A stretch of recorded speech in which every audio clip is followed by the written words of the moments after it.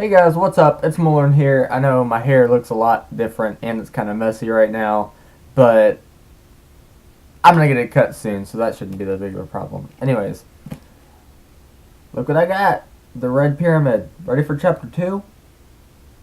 I am. Alright, let's get started, guys. I got my little Arizona. Wait. Move it down a bit. Hey. Little Arizona green tea with me. Keep the cold away. Actually, surprisingly, it does the job. Oh, my hair is extremely long looking at it through a camera. Not quite a camera, more of a mic. Anyways, moving on. So, just a quick, I guess you'd say rerun of what I read before. It's chapter 1, by the way.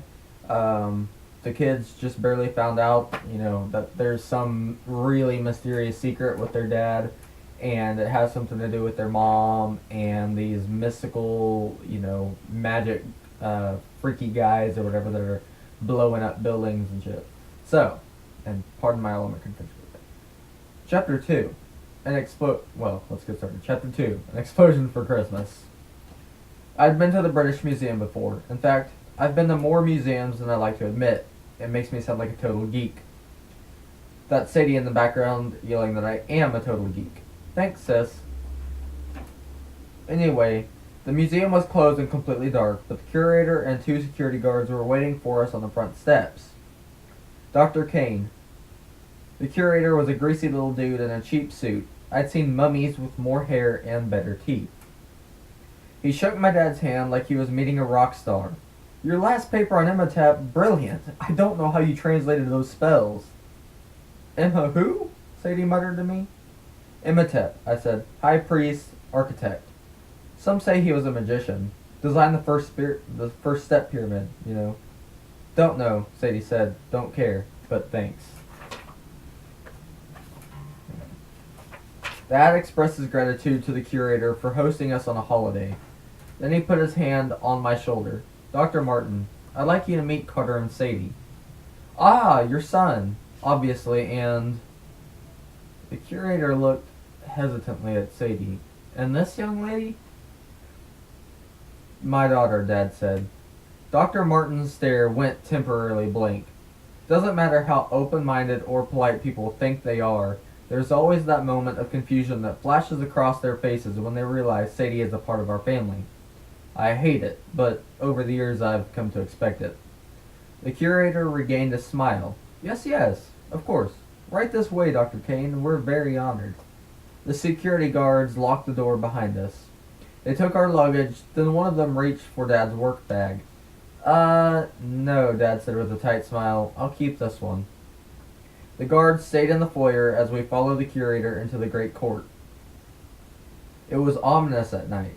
Dim light from the glass-domed ceiling cast cross-hatched shadows across the walls, like a giant spiderweb. Our footsteps clicked on the white marble floor. So, Dad said, the stone.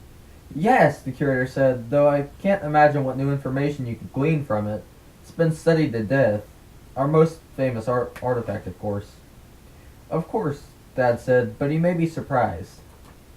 What's he on about now? Sadie whispered to me. I didn't answer. I had a sneaking suspicion what stone they were talking about, but I couldn't figure out why Dad would drag us out on Christmas Eve to see it. I wondered what he'd been about to tell us at Cleopatra's Needle. Something about her mother and the night she died. And why did he keep glancing around as if he expected those strange people we'd seen at the Needle to pop up again? We were locked in the museum, surrounded by guards and high-tech security.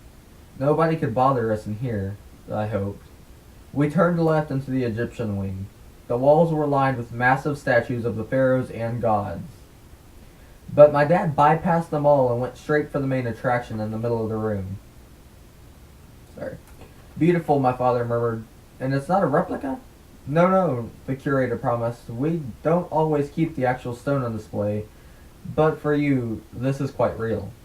We were staring at a slab of dark gray rock about 3 feet tall and 2 feet wide. It sat on a pedestal encased in a glass box. The flat surface of the stone was chiseled with three distinct bands of writing. The top part was ancient Egyptian picture writing, hieroglyphics. The middle section, I had to rack my brain to remember what my dad called it. Demotic, a kind of writing from the period when the Greeks controlled Egypt and a lot of Greek words got mixed into Egyptian. The last lines were in Greek. The Rosetta Stone, I said. Isn't that a computer program? Sadie asked. I wanted to tell her how stupid she was, but the curator cut me off with a nervous laugh. Young lady, the Rosetta Stone was the key to deciphering hieroglyphics. It was discovered by Napoleon's army in 1799 and... Oh right, Sadie said. I remember now. Sadie, he said. Oh wait. I knew she was just saying that to shut him up, but my dad wouldn't let it go. Sadie, he said, until the stone was discovered, regular mortals, no one had been able to read hieroglyphics for centuries. The written language of Egypt had been completely forgotten. Then an Englishman named Thomas Young proved that the Rosetta Stone's three languages all conveyed the same message. A Frenchman named Champollion took up the work and cracked the code of hieroglyphics. Sadie chewed her gum, unimpressed. What's it say then? Dad shrugged. Nothing important. It's basically a thank you letter from some priests to King Ptolemy V. I don't know what that number is. Sorry. When it was first carved, the stone was no big deal. But over the centuries, it has become a powerful symbol. Perhaps the most important connection between ancient Egypt and the modern world. I was a fool not to realize its potential sooner. He'd lost me, and apparently the curator too. Dr. Kane, he asked, are you quite all right? Dad breathed deeply. I apologize, Dr. Martin. I was just thinking aloud. If I could have the glass removed, and if you could bring me the papers I asked from your archives? Dr. Martin nodded. He pressed the code into a small remote control, and the front of the box clicked open. It'll take a few minutes to retrieve the notes, Dr. Martin said. For anyone else, I would hesitate to grant unguarded access to the stone as you've requested. I trust you'll be careful. He glanced at us kids like we were troublemakers. We'll be careful, Dad promised. As soon as Dr. Martin's steps receded, Dad turned to us with a frantic look in his eye. Children, this is very important. You have to stay out of this room. He slipped his work bag off his shoulder and unzipped it just enough to pull out a bike chain and padlock. Follow Dr. Martin. You'll find his office at the end of the great court on the left. There's only one entrance. Once he's inside, wrap this around the door handles and lock it tight. We need to delay him. You want us to lock him in? Sadie asked, suddenly interested. Brilliant!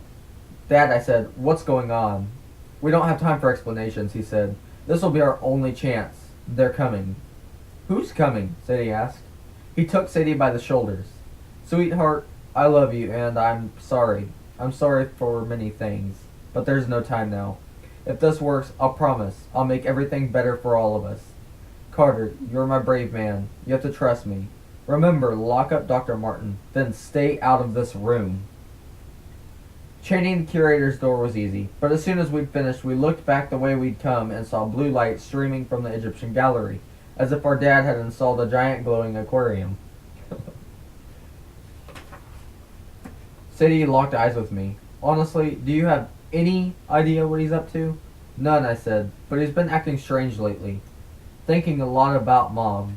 He keeps her picture. I didn't want to say more. Fortunately, Sadie nodded like she understood. What's in his work bag, she asked. His work bag, she asked. I don't know. He told me never to look. Sadie raised an eyebrow. And you never did? God, that is so like you, Carter. You're hopeless. I wanted to defend myself, but just then a tremor shook the floor. Startled, Sadie grabbed my arm. He told us to stay put. I suppose you're actually going to follow that order too? Actually, that order was sounding pretty good to me, but Sadie sprinted down the hall, and after a moment's hesitation, I ran after her. When we reached the entrance of the Egyptian gallery, we stopped dead in our tracks. Our dad stood in front of the Rosetta Stone with his back to us. A blue circle glowed on the floor around him, as if he had switched on a hidden neon tubes in the floor. My dad had thrown off his overcoat.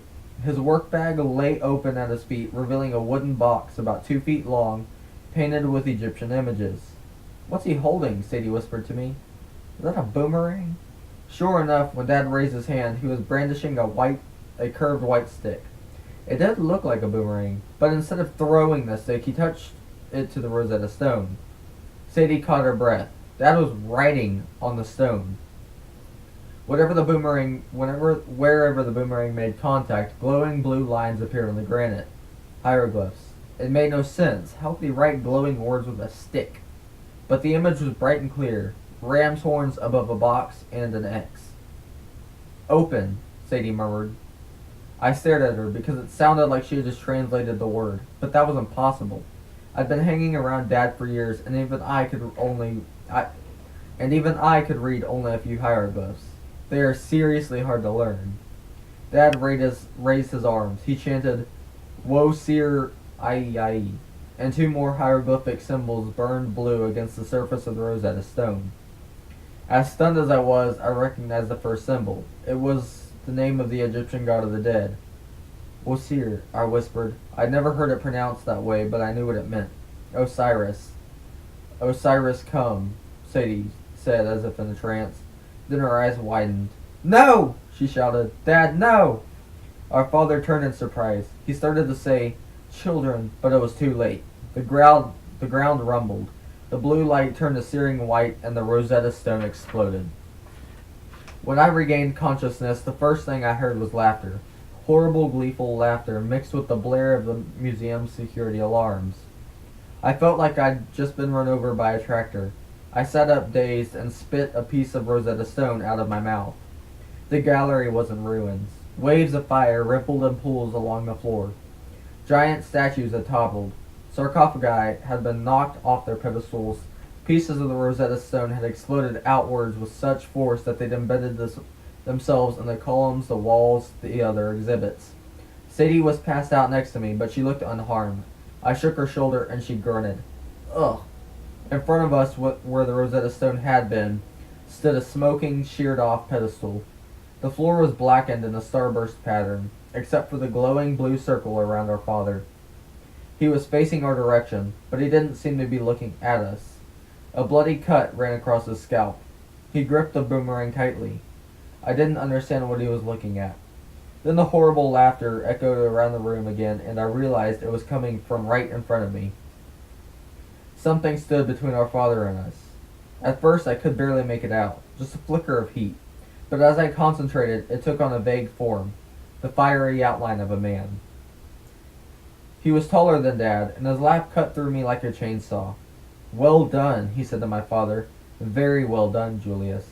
"You are not summoned," my father's voice trembled. He held up the boomerang, but the fiery man flicked one finger and the stick flew from Dad's hands, shattering against the wall. "I am never summoned, Julius," the man purred.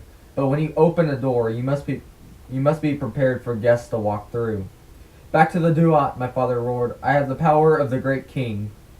"Oh, scary," the fiery man said with amusement. "And even if you knew how to use that power, which you do not, he was never my match. I am the strongest. Now you will share his fate." I couldn't make sense of anything, but I knew that I had to help my dad. I tried to pick up the nearest chunk of stone, but I was so terrified, my fingers felt frozen and numb. My hands were useless. Dad shot me a silent look of warning. "Get out." I realized he was intentionally keeping the fiery man's back to us, hoping Sadie and I would escape unnoticed. Sadie was still groggy. I managed to drag her behind a column into the shadows. When she started to protest, I clammed my hand over her mouth. That woke her up. She saw what was happening and stopped fighting. Alarms blared. Fire circled around the doorways of the gallery. The guards had to be on their way, but I wasn't sure if that was a good thing for us. Dad crouched to the floor, keeping his eye on his enemy, and opened his painted wooden box. He brought out a small rod like a ruler. He muttered something under his breath, and the rod elongated into a wooden staff as tall as he was. Sadie made a squeaking sound. I couldn't believe my eyes either, but things only got weirder. Dad threw his staff at the fiery man's feet, and it changed into an enormous serpent, 10 feet long and as big around as I was, with coppery scales and glowing red eyes. It lunged at the fiery man, who effortlessly grabbed the serpent by its neck. The man's hand burst into white hot flames, and the snake burned to ashes. Sorry. An old trick, Julius, the fiery man shouted. My dad glanced at us, silently urging us again to run. Part of me refused to believe that any of this was real. Maybe I was unconscious, having a nightmare. Next to me, Sadie picked up a chunk of stone. How many? My dad asked, trying to keep the fiery man's attention. How many did I release? Why, all 5, the man said, as if explaining something to a child. You know, we're a package deal, Julius. Soon I'll release even more, and they'll be very grateful. I shall be named King again. The demon days, my father said. They'll stop you before it's too late. The fiery man laughed. You think the house can stop me? Those old fools can't even stop arguing among themselves. Now let the story be told anew, and this time you shall never rise. The fiery man waved his hand. The blue circle at Dad's feet went dark. Dad grabbed for his toolbox, but it skittered across the floor. Goodbye, Osiris, the fiery man said. With another flick of his hand, he conjured a glowing coffin around our dad. At first it was transparent, but as our father struggled and pounded on its sides, the coffin became more and more solid, a golden Egyptian sarcophagus inlaid with jewels.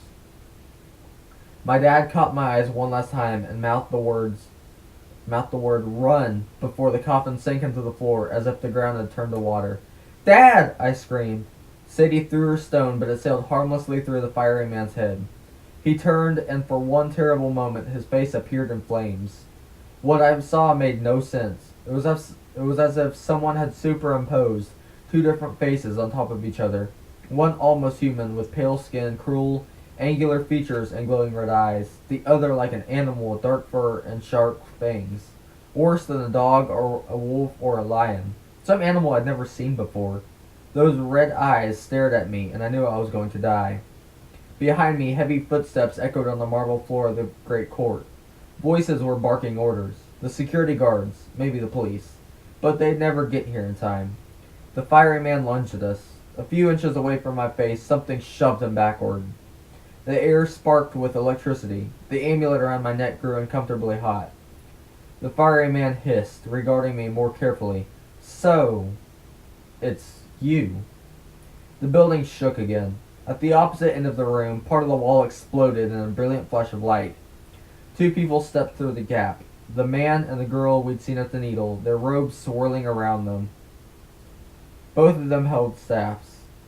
The fiery man snarled. He looked at me one last time and said, "Soon, boy." Then the entire room erupted into flames. A blast of heat sucked all the air out of my lungs, and I crumpled to the floor. The last thing I remember, the man with the forked beard and the girl in blue were standing over me. Heard the security guards running and shouting, getting closer. The girl crouched over me and drew a long curved knife from her belt. We must act quickly, she told the man. Not yet, he said with some reluctance. His thick accent sounded French. We must be sure before we destroy them. I closed my eyes and drifted into unconsciousness. That is chapter 2 of The Red Pyramid. Hope you guys enjoyed the video, and make sure to leave a like, a comment, and subscribe to my channel if you did. I'm surprised it took 19 minutes. It felt like 5. I don't know. Anyways, I'm going to be doing chapter... Whoa. Hi. Sorry, stretching. Chapter 3... I don't know. Chapter 3 will be uploaded soon, though. And I'm sorry for the extreme delay in my recordings, between recordings especially. The cruise, I just kind of had to get, adjusted after I got off of a ship. Living there for a week kind of threw things off. Sleep patterns, all that crap. Anyways, like I said, I hope you guys have a nice day. And make sure to check out chapter 1 and whenever chapter 3, 4, and 5 and all that, whenever they come out, make sure to check those out too. This is sound like a really interesting book, and I'm glad I could share it with you. Anyways, we are on chapter 3, page 29.